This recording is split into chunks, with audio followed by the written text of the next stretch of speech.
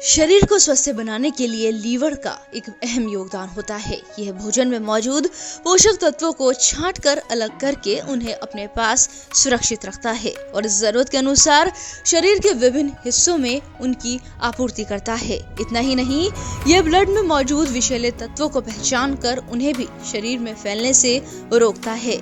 Liver शरीर का एक महत्वपूर्ण अंग कहा जाता है। अगर लीवर में किसी तरह की परेशानी आ जाए तो पीड़ित को कई सारी समस्याओं का सामना करना पड़ता है। इसीलिए विश्व स्वास्थ्य संगठन के द्वारा हर साल 28 जुलाई को विश्व हेपेटाइटिस दिवस मनाया जाता है। इस बार की हेपेटाइटिस दिवस की थीम हेपेटाइटिस कांट वेट रखी गई है। इस दिन लोगों को इस गंभीर बीमारी के प्रति जागरूक किया जाता है। हेपेटाइटिस रोग के प्रति लोगों को जागरूक करने के लिए डीपीएमआई की उत्तर प्रदेश के मुरादाबाद जिले में मौजूद शाखा में डॉक्टर अमित मिश्रा के द्वारा छात्रों को इस गंभीर बीमारी के बारे में जागरूक किया गया। डीपीएमआई मेरठ में डॉक्टर रवि दत्त के द्वारा बच्चों को जागरूक किया गया।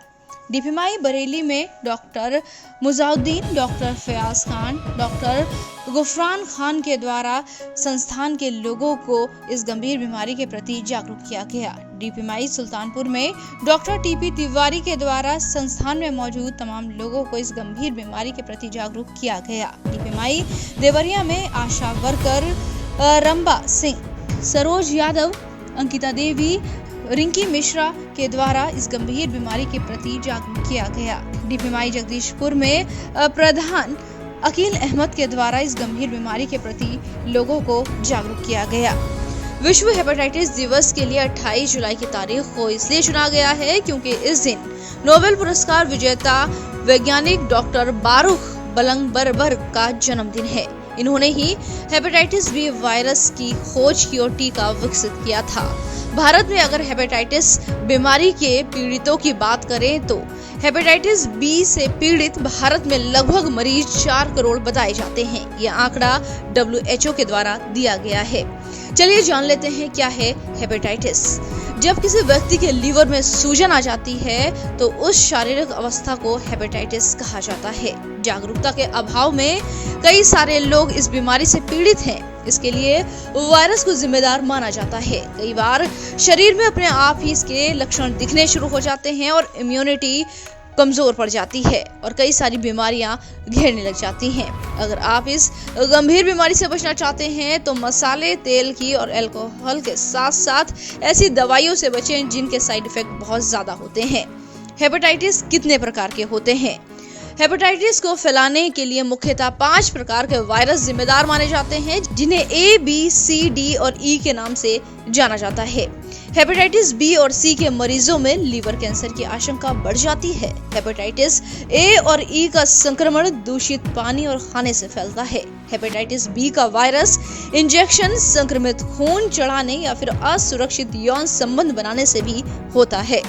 हेपेटाइटिस बी, सी और डी संक्रमित व्यक्ति के ब्लड या फिर अन्य प्रकार के तरल पदार्थों के संपर्क में आने से फैलता है। यह संक्रमित रक्त सुई या ऐसे ही अन्य मेडिकल उपकरणों के प्रयोग से भी होता है।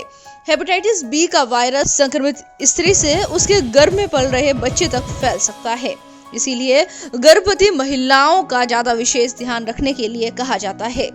हेपेटाइटिस के लक्षण: बुखार, भोजन में अरुचि, पेट में दर्द, जी मिचलाना, मांसपेशियों में दर्द, आंखों और त्वचा की रंगत में पीलापन आ जाना, पैरों में सूजन और थकान महसूस होना इसके प्रमुख लक्षण माने जाते हैं।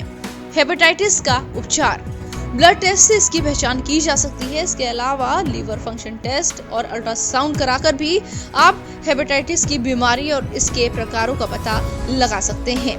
बच्चों को हेपेटाइटिस से बचाने के लिए टीका दिया जाता है। इसीलिए जब भी कोई छोटा बच्चा हो तो उसे हेपेटाइटिस का टीका जरूर लगाएं। हेपेटाइटिस से कैसे करें बचाव? अपने आसपास सफाई का ध्यान रखें और गर्भवती स्त्रियों को इस मामले में विशेष सजगता बरतनी चाहिए। बच्चों का टीकाकरण कराएं। अब वयस्कों के लिए भी टीके उपलब्ध हैं। अधिक घी, तेल और मिर्च मसाले वाले भोजन से बचें। सिगरेट और अल्कोहल से दूर रहें। लक्षण देखकर अनुमान के आधार पर अपने आप दवा लेने से बचें और इस बीमारी से सुरक्षित रहें। डीपीएमआई सिर्फ शिक्षा हुनर ही नहीं बाकी सम्मान के साथ सुनिश्चित रोजगार। थैंक यू दीप्या माए।